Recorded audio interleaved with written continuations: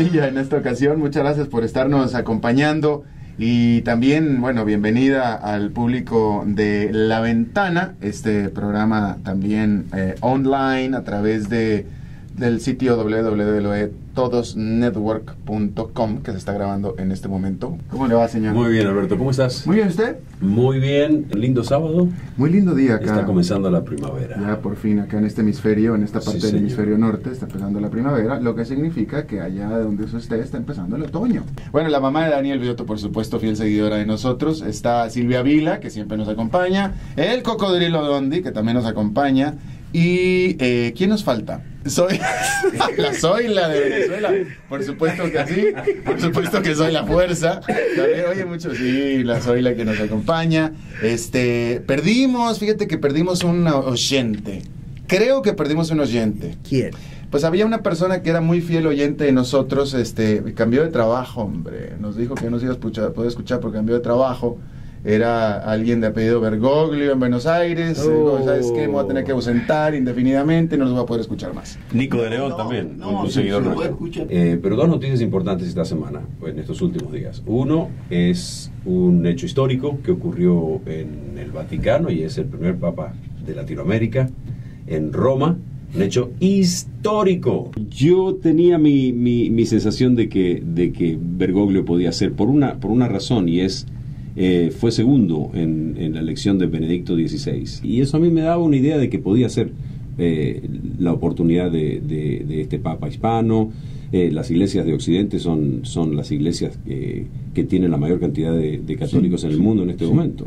Ahora, lo que me sorprende es por qué no africano y por qué no asiático, porque allá es donde está la iglesia católica más vibrante en este momento. En América Latina hay un problema muy serio, y es que está perdiendo muchos fieles la iglesia católica por los evangélicos, y además por los escándalos. Pero en Asia y en África está creciendo enormemente la iglesia católica, y me sorprende que no haya sido de aquella parte del mundo. Y quizá a mí, mi querido Daniel, tan notable como que sea un papa argentino o latinoamericano, me parece a mí que igual de notable que sea un papa jesuita. Ustedes saben que los jesuitas desde hace un tiempo han sido tratados como rezagados por parte de la Iglesia Católica, e incluso los últimos dos papas, el papa Juan Pablo II y el papa Benedicto XVI, los dos fueron críticos de la postura de los jesuitas, ambos, y justamente los jesuitas con esta teología de la liberación más recalcitrante su posición aún, y de hecho nació aquí en América Latina. Es más revelador la inclinación ideológica o el hecho de que el Papa es jesuita, más revelador incluso que sea latinoamericano. Pero yo no alcanzo a entender exactamente el significado de esto, pero ciertamente esa parte es la que va a tener más influencia sobre su papado.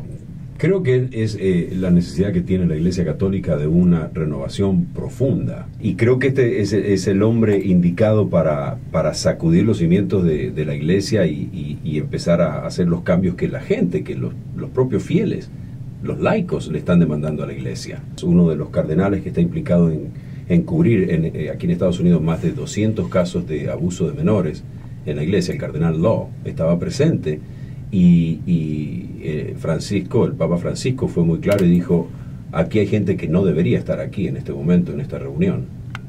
Tendría que salir de aquí. Y lo estaba diciendo directamente en alusión al cardenal Law. Este tipo de cosas son lo que la gente está esperando. Una iglesia humilde. Y él lo dijo en la conferencia de prensa ayer ante más de 6.000 periodistas de todo el mundo. Dijo: yo quiero una iglesia pobre para los pobres.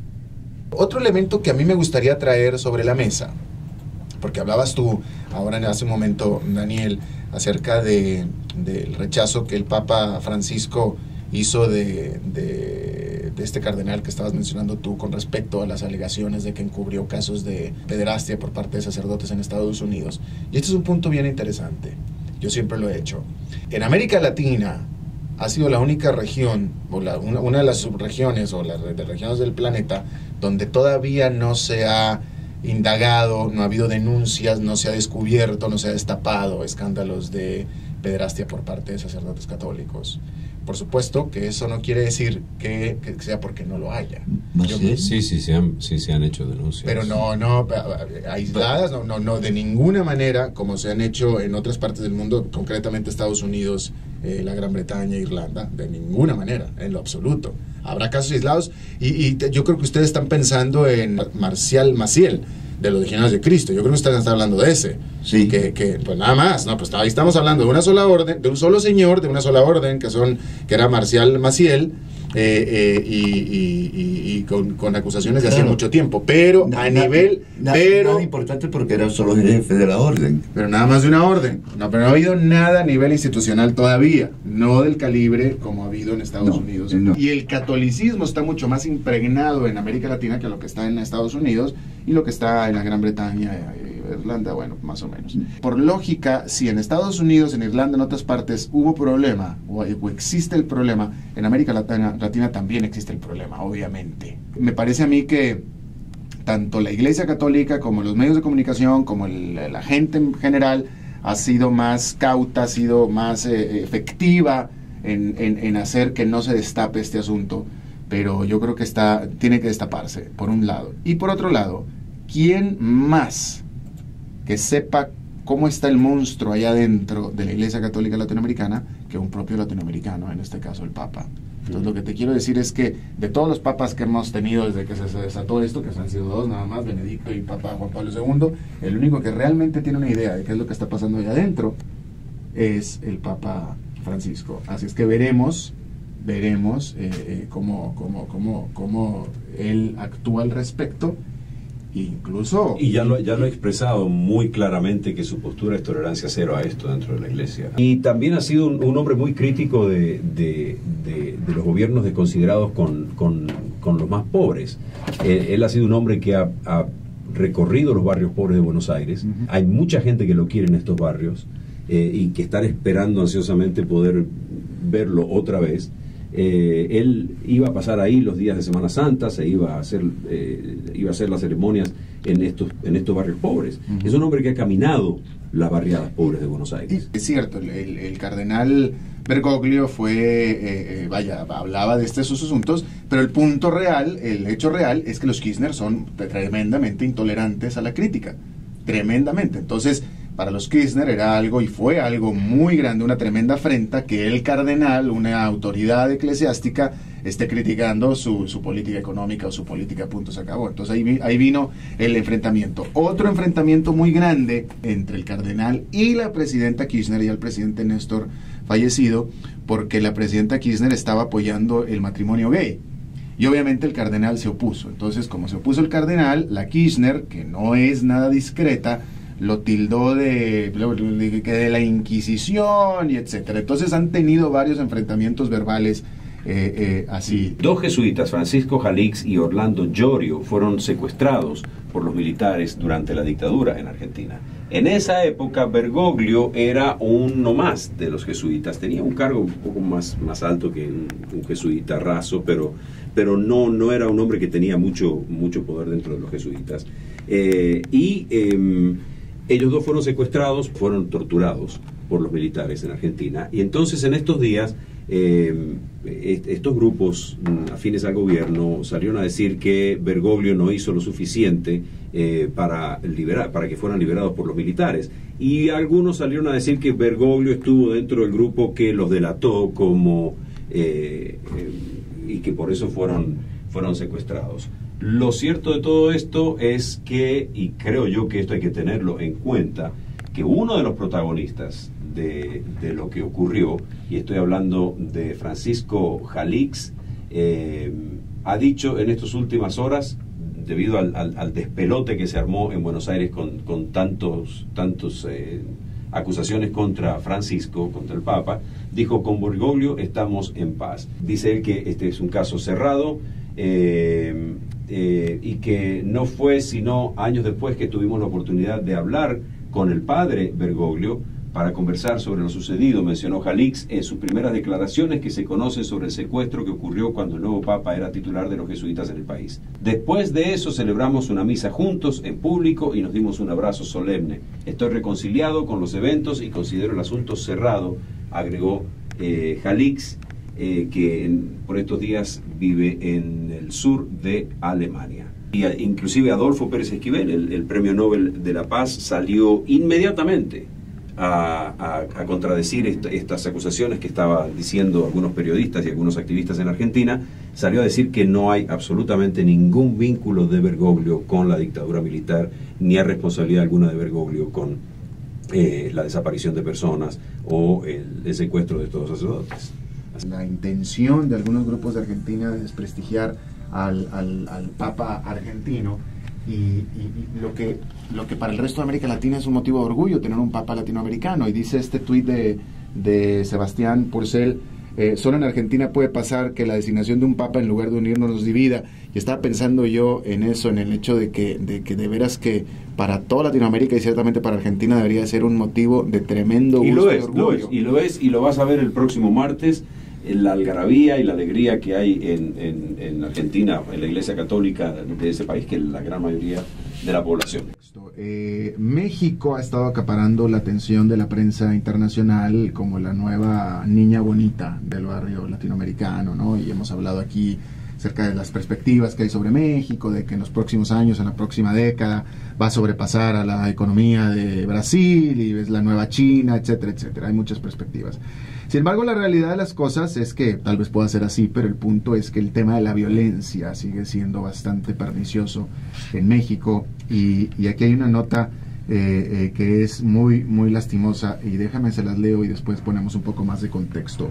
El grupo mexicano de prensa Zócalo, con medios en el norte de México, anunció que a partir de esta semana no publicará información sobre el crimen organizado tras una ola de ataques y amenazas en una autocensura justificada en que no existen garantías ni seguridad para el ejercicio pleno del periodismo.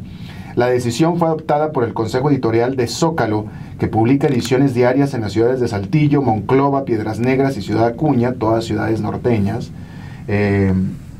y sobre todo el estado de Coahuila, y esto con el fin de garantizar la integridad y seguridad de su personal.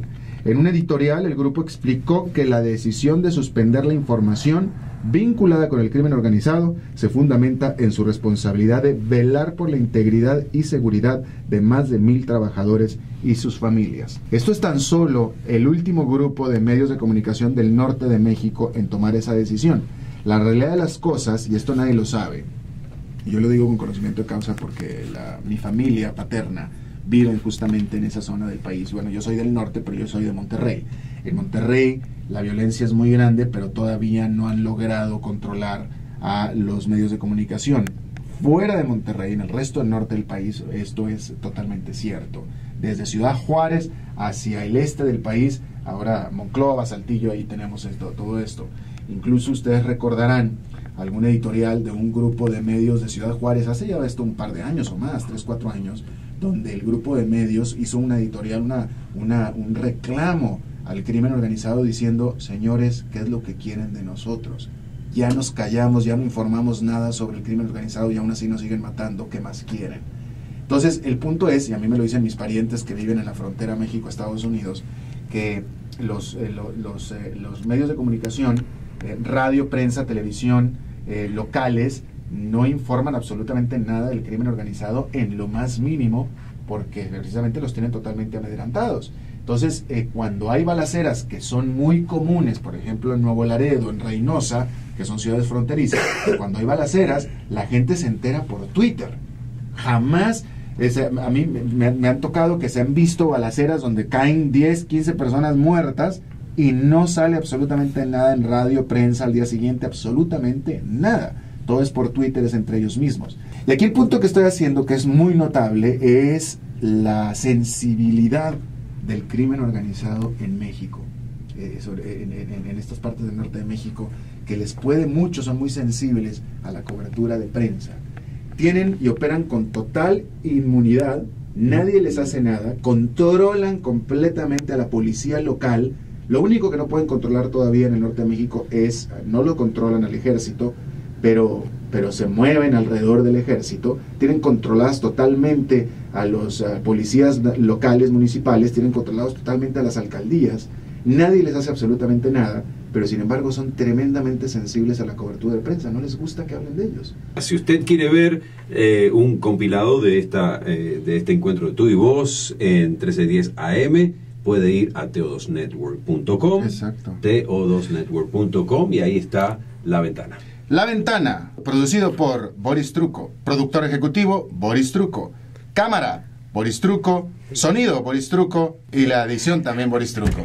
Todos se llaman igual. Sí, no, y además te hace los baños y todo eso, ¿no?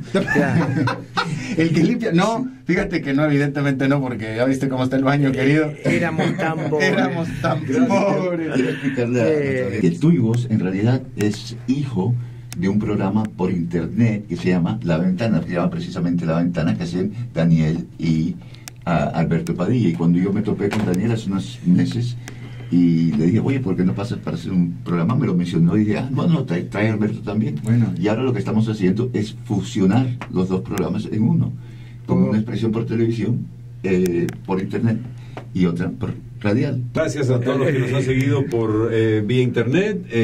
Gracias también a José Pérez y a los controles, y a la 1310 AM por darnos este espacio. Recordare que el próximo, estamos saliendo una hora más temprano porque cambió el horario, entonces, ¿es más temprano o más tarde? Una hora de diferencia. Una hora de diferencia, sí. Entonces acá, ustedes cuenten que es a las 12 del día, tiempo de la ciudad de Atlanta, que es el tiempo de Estados Unidos. Nos vemos a la próxima y que la pasen ustedes muy bien. ¿Qué es eso? Suerte. Es Rubén Blades. Ese es Rubén Blades. El padre Antonio de Monaguillo Andrés, que me pareció mejor que Pedro Navaja, sí. No, Daniel. Pedro Navaja.